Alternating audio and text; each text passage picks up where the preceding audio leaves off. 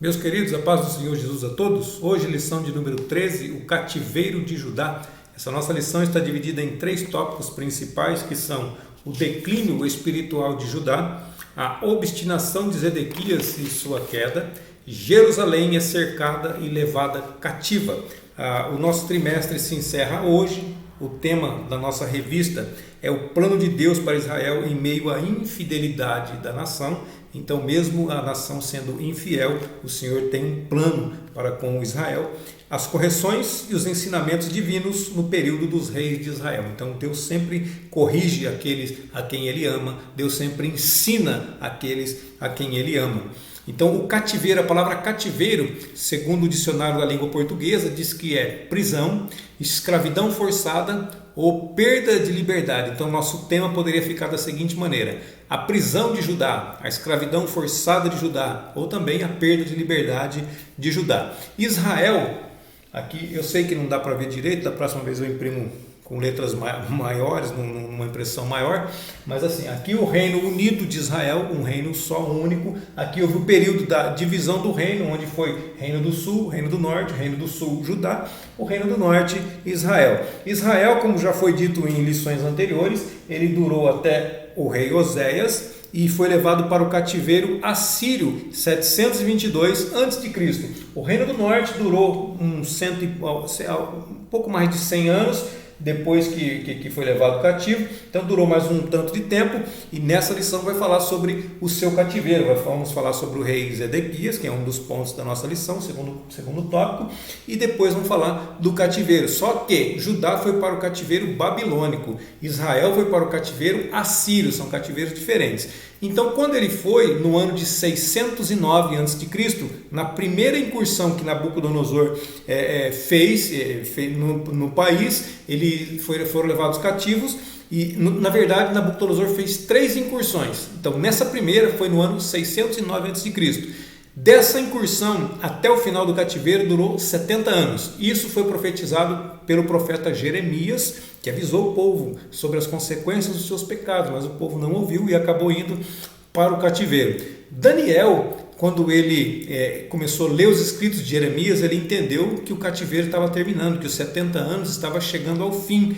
Então ele começou a orar, começou a interceder, e Deus ouviu a sua oração e trouxe o povo de volta. O povo de Judá voltou para a sua terra natal, voltou para o seu país, depois de 70 anos de cativeiro. Porém, Israel, o reino do norte, não voltou nunca mais. O objetivo geral da nossa lição é sinalizar o efeito, o resultado, a consequência dos pecados cometidos pelo povo de Deus. Ou seja, nós estamos falando aqui do povo de Deus, estamos falando de você, estamos falando de mim, estamos falando dos pecados que nós cometemos. Então nós temos que sinalizar, nós temos que colocar uma bandeira, um sinal, que os pecados cometidos por nós têm consequências, têm resultados, não só por nós, mas por todas as pessoas. Mas é que nós estamos estudando sobre o povo de Deus. Então, os pecados cometidos por qualquer pessoa têm consequência, têm resultado, têm efeito. Tudo que nós fazemos gera uma consequência, gera um resultado, tem um efeito, tem um peso, e nós não podemos fugir disso. O nosso texto áureo, segundo Crônicas, capítulo 36, versículo 16,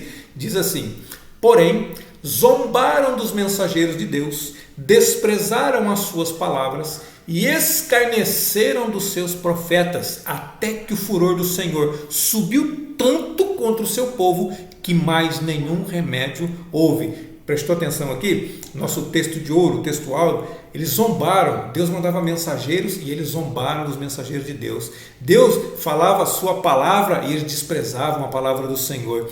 Deus mandava os seus profetas e eles escarneciam dos profetas do Senhor. Até que chegou um ponto que o furor do Senhor, pensa bem, Deus ia mandava a sua palavra, o povo rejeitava. Mandava profeta, o povo rejeitava. Falava com eles, mandava mensageiros, o povo rejeitava. Então a ira de Deus foi subindo, o furor de Deus foi subindo até que não teve mais nenhum remédio, não teve mais como voltar atrás. E a justiça de Deus, ela veio de forma tremenda, cumprindo a sua palavra, que ele já havia profetizado através dessas pessoas mesmo que ele enviou e que foram rejeitados. A verdade prática diz assim: todo ser humano se torna cativo ou se torna escravo de suas escolhas e das consequências delas. Ou seja, toda escolha, nós podemos escolher o que nós quisermos. Nós temos livre-arbítrio, nós podemos escolher o que nós quisermos. Mas todas as nossas escolhas, elas geram consequências. E nós somos escravos dessas consequências. Nós somos escravos dessas escolhas. Por quê? Porque nós podemos escolher o que nós vamos fazer, mas nós não podemos escolher o que vem de consequência. A consequência é o resultado das nossas escolhas. O ponto central diz que a justiça de Deus é aplicada àqueles que insistem em permanecer em seus erros. Então, vai errando, Deus vai corrigindo, Deus vai mandando profeta, Deus vai trabalhando, Deus vai fazendo, Deus vai criando caminho, mas a pessoa vai insistindo. Aí a justiça de Deus acaba sendo aplicada, porque Deus, ele diz que nós temos que andar nos caminhos dele. A palavra dele é clara em dizer aquilo que nós temos que fazer. Nós vamos desobedecendo, até que a justiça dele vem. Aí não tem mais remédio, aí não tem mais o que fazer, tem que sofrer a justiça de Deus mesmo. O primeiro tópico, o declínio espiritual de Judá. A palavra declínio significa decadência, significa ruína. Primeiro subtópico, as advertências dos profetas, ou os avisos dos profetas, ou as repreensões dos profetas. Jeremias capítulo 11, versículos de 9 a 12, diz assim: Disse-me mais o Senhor, uma conspiração se achou entre os homens de Judá, entre os habitantes de Jerusalém. Tornaram as maldades de seus primeiros pais, que não quiseram ouvir as minhas palavras, e eles andaram após outros deuses para os servir. A casa de Israel e a casa de Judá quebraram a minha aliança que tinha feito com seus pais. Portanto, assim diz o Senhor: eis que trarei mal sobre eles, de que não poderão escapar, e clamarão a mim, mas eu não ouvirei. Então irão as cidades de Judá e os habitantes de Jerusalém, e clamarão aos deuses a quem eles queimaram incenso. Estes, porém, de nenhum modo livrarão no tempo do seu mal. Então chegou um momento que Deus já não queria mais ouvir. Chegou um momento que o povo ia buscar Deus e Deus já não iria mais ouvir. Que é o momento quando quando a ira de Deus chega num ponto de transbordar, aí não tem mais como, não tem mais remédio. Não adianta orar, não adianta interceder, não adianta buscar, porque nesse momento a própria palavra está dizendo: Deus não vai mais ouvir, Deus não vai dar ouvido, Deus não vai atender essa oração. O segundo subtópico diz assim: a previsão dos acontecimentos que levaram Judá ao exílio. Previsão significa prever, antever, é uma visão antecipada. Então, Deus já estava avisando o que ia acontecer. Deus estava vendo lá na frente, vai acontecer isso lá na frente. Aí mandava os profetas para avisar dessa visão do que ia acontecer com eles. Jeremias 1, de 1 ao 3 diz assim: palavras de Jeremias, filho de Ilquias, um dos sacerdotes que estavam em Anatote, na terra de Benjamim, ao qual veio a palavra do Senhor nos dias de Josias, filho do rei Amon, rei de Judá, no 13º ano do seu reinado. Ele veio também nos dias de Jeoiaquim, filho de Josias, rei de Judá, até ao fim do 10º de Zedequias, filho de Josias, rei de Judá. Então ele veio desde aqui até aqui, rei de Judá, até que Jerusalém foi levada em cativeiro no 5º mês. Jeremias também, capítulo 13, versículos 16 e 17, diz assim: dai glória ao Senhor vosso Deus, antes que venha a escuridão, e antes que tropecem os vossos pés nos montes tenebrosos, antes que, esperando vós luz, ele a mude em sombra de morte e a reduz à escuridão. Olha os avisos que Jeremias vai dando. Jeremias vai avisando, Deus vai falando com ele e ele vai falando com o povo. E se isto não ouvirdes, a minha alma chorará em lugares ocultos por causa da vossa soberba, e amargamente chorarão os meus olhos, e se desfarão em lágrimas, porquanto o rebanho do Senhor foi levado cativo. Terceiro subtópico: motivos que levaram Judá ao cativeiro. Miqueias capítulo 3, versículos de 9 a 11. Ouvi agora isto, vós, chefes da casa de Jacó e príncipes da casa de Israel, que abominais o juízo e perverteis tudo que é direito. Então, está vendo? Aqui alguns dos motivos, eles já estão falando. Abominais o juízo, perverteis tudo que é direito, edificando a Sião com sangue e a Jerusalém com iniquidade. Os seus chefes dão as sentenças por suborno, e os seus sacerdotes ensinam por interesse, e os seus profetas adivinham por dinheiro. Todo mundo atrás de dinheiro aqui, todo mundo. Chefe sentença por suborno, sacerdote ensina por interesse, profeta adivinha por dinheiro, e ainda se encostam ao Senhor dizendo: Não está o Senhor no meio de nós? Nenhum mal nos sobrevirá. Olha só, ainda é lógico, né? Lógico, porque o profeta verdadeiro jamais faria isso por dinheiro. Sacerdote verdadeiro, chefe verdadeiro, jamais faria isso por dinheiro. Aqueles que são do Senhor não fazem isso por dinheiro. Mas aqui eles faziam e ainda falavam assim: o Senhor está conosco. Ih, esse negócio de cativeiro não vai acontecer. Pensa bem, um profeta de Deus falando que ia acontecer o cativeiro. Aí vem um falso profeta dizendo assim: não, isso não vai acontecer não. O Senhor está conosco, o Senhor está no meio de nós, o templo do Senhor está conosco. Isso não vai acontecer de jeito nenhum. Acontece, o templo está no meio de nós, não quer dizer nada, porque o templo tem que estar dentro de nós, a presença de Deus tem que estar conosco verdadeiramente. Amém, queridos? Segundo Crônicas 24, do 17 ao 22, diz assim: porém, depois da morte de Joiada, vieram os príncipes de Judá e prostraram-se perante o rei, e o rei os ouviu. Joiada era do rei Joás, aqui, era o tutor de Joás. Então, enquanto viveu o sacerdote Joiada, Joás teve um reinado perfeito, um reinado diante da presença de Deus. Morreu o sacerdote Joiada, vieram as pessoas aqui, depois vieram os príncipes de Judá, prostraram-se perante o rei, aí desviou, começou a sair fora do caminho, aí descambou tudo. Então, enquanto viveu Joiada, o negócio foi bom. Morreu Joiada, descambou tudo.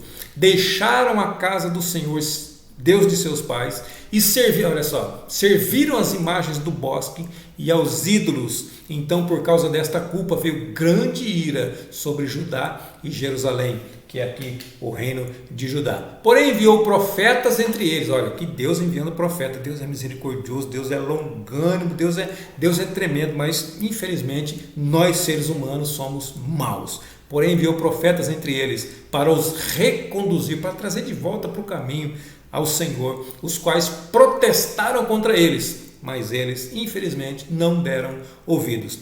E o Espírito de Deus revestiu a Zacarias, filho do sacerdote Joiada, o qual se pôs em pé acima do povo e lhes disse: assim diz Deus, por que transgredis o mandamento do Senhor, de modo que não possais prosperar? Por que deixastes ao Senhor? Também ele vos deixará.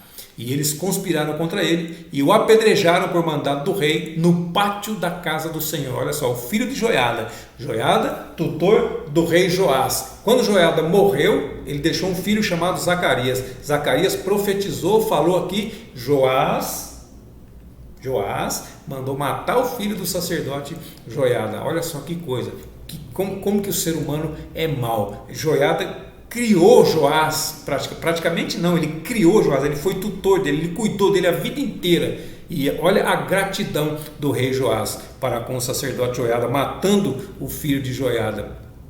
E eles conspiraram contra ele e o apedrejaram por mandado do rei no pátio da casa do Senhor. Assim, o rei Joás não se lembrou da beneficência que Joiada, pai de Zacarias, lhe fizera, porém matou-lhe o filho, o qual morrendo disse: o Senhor o verá e o requererá, ele vai requerer da mão de vocês. Também Abacuque, capítulo 1, versículos de 2 a 4, diz assim: até quando, Senhor, clamarei eu e tu não me escutarás?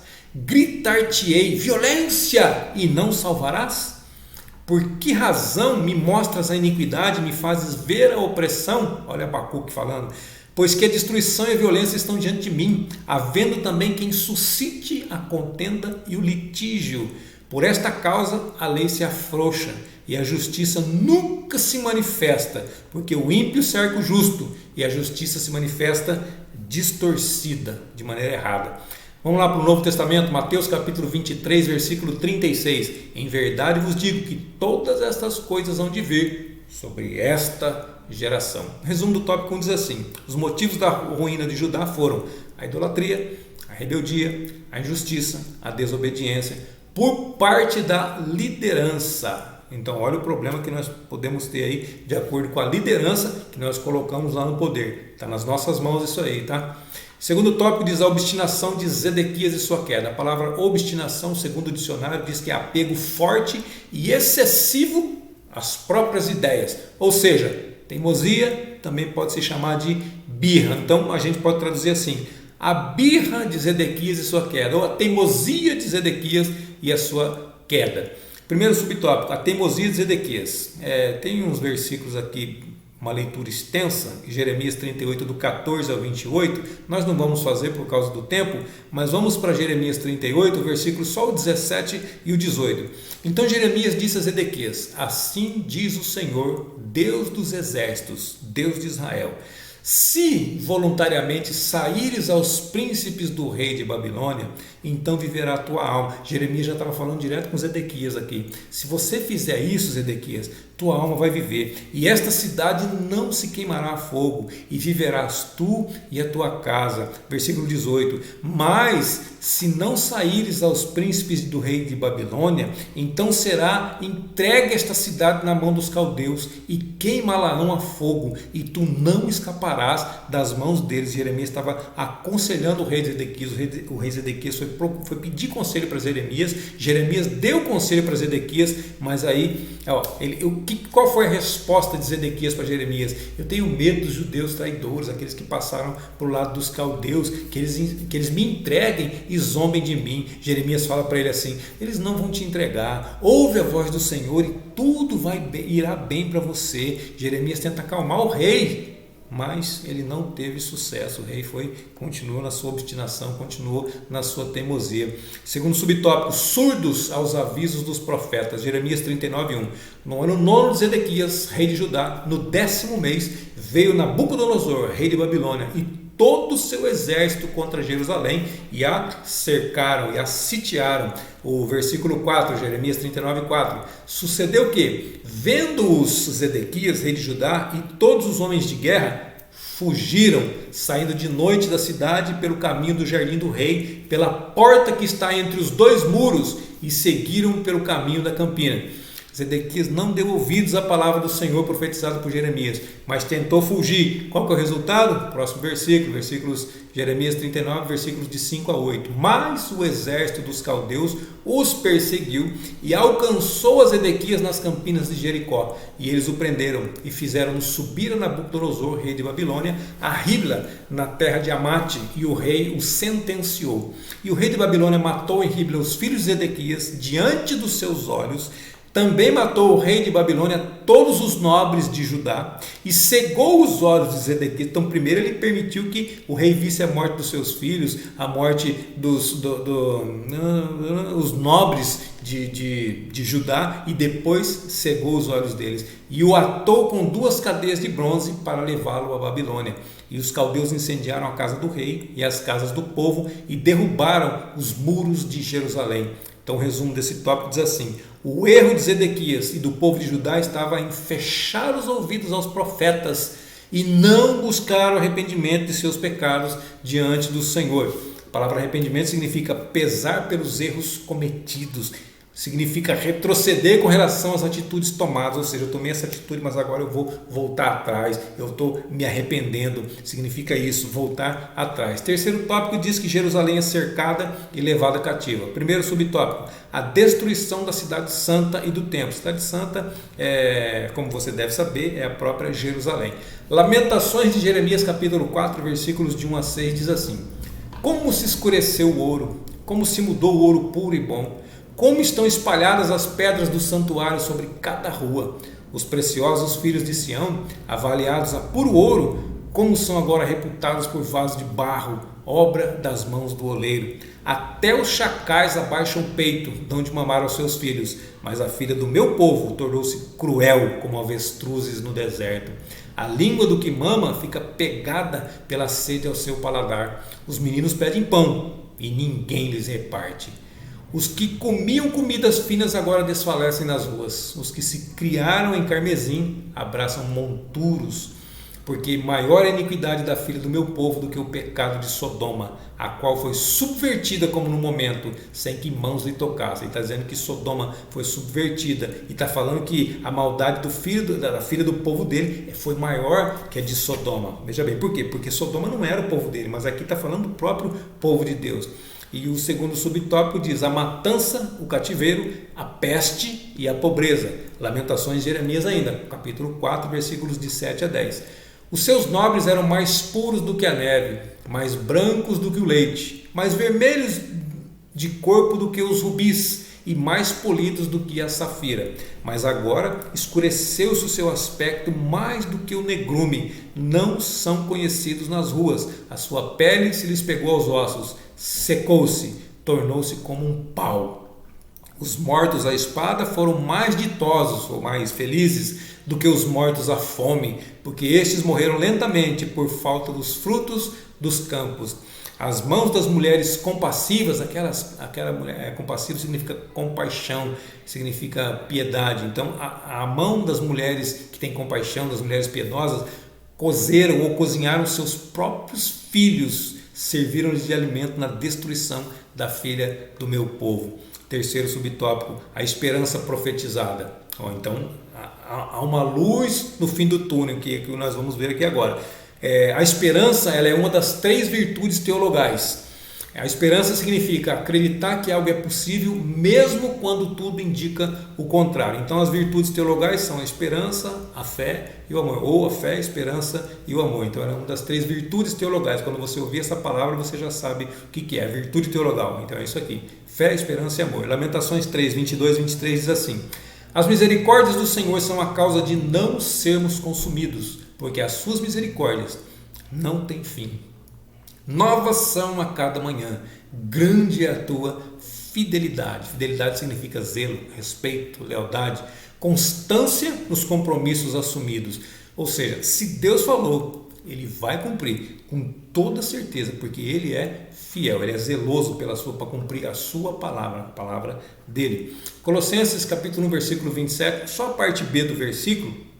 Eu vou ler todo o versículo, mas depois eu friso aquilo que a gente quer. Aos quais Deus quis fazer conhecer quais são as riquezas da glória deste mistério entre os gentios. Agora sim, que é Cristo em vós, esperança da glória. Ou seja, o maior motivo da nossa esperança é a ressurreição do Senhor Jesus Cristo. O resumo do tópico 3 diz assim: a invasão da cidade santa e do templo trouxe pobreza, fome, matança, deixando Judá arrasada, destruída. João 10,10 diz assim: o ladrão não vem senão a roubar, matar e a destruir. Mas Jesus diz assim: eu vim para que tenham vida, e tenham vida com abundância, vida bastante, vida viver mais e melhor. O ladrão ele vem tirar sua paz, o ladrão ele vem tirar seus bens materiais, o ladrão vem tirar sua vida e no final de tudo ele quer levar a sua alma para o inferno. Então isso que quer dizer que ele vem roubar, matar e destruir. Ele vem querer tirar tudo que você tem, depois ele vem querer tirar a sua vida física e no final de tudo ele quer levar a sua alma para o inferno. Só para a gente concluir aqui, apesar dos nossos pecados, nossas falhas, nossos erros, nossa falta de fé que muitas vezes nós temos, né? Se nós atentarmos para o Senhor e para as suas misericórdias, ainda que estejamos presos, ainda que estejamos em cativeiro, Ele vem no nosso socorro, Ele se inclina para nós, Ele se inclina para nos ouvir, Ele estende a sua mão para nos socorrer. Aí está lá em Isaías 59, 1 e 2. Eis que a mão do Senhor não está encolhida para que não possa salvar, nem agravado o seu ouvido para que não possa ouvir, mas as vossas iniquidades, os vossos pecados fazem separação entre vós e o vosso Deus, entre eu e o meu Deus, entre você e o seu Deus, entre nós e o nosso Deus. Os nossos pecados, as nossas iniquidades vão fazendo separação entre nós e o nosso Deus, para que não vos ouça. Então, quanto mais pecado, mais longe de Deus nós vamos ficando. Quanto mais iniquidade, mais longe de Deus nós vamos ficando. Então, eles foram para o cativeiro, ficaram lá os 70 anos, depois caíram em si, reconheceram que só o Senhor é Deus, é isso que todos nós precisamos reconhecer. Aí sim, eles retornaram, eles reconstruíram o país, mas o Reino do Norte, o Reino do Sul, o Reino do Sul retornou, o Reino do Norte nunca mais voltou. Amém, queridos? Então nós temos que cair em si e lembrar que só o Senhor é Deus, que só existe um Deus e que só existe uma pessoa que faz a intermediação entre Deus e o homem, Jesus Cristo. Ele é o único que pode nos salvar, o único que pode nos socorrer, o único que pode nos ligar novamente a Deus. Amém, queridos? Deus abençoe a sua vida, sua saúde, seu ministério e até a nossa próxima aula, se assim Deus nos permitir.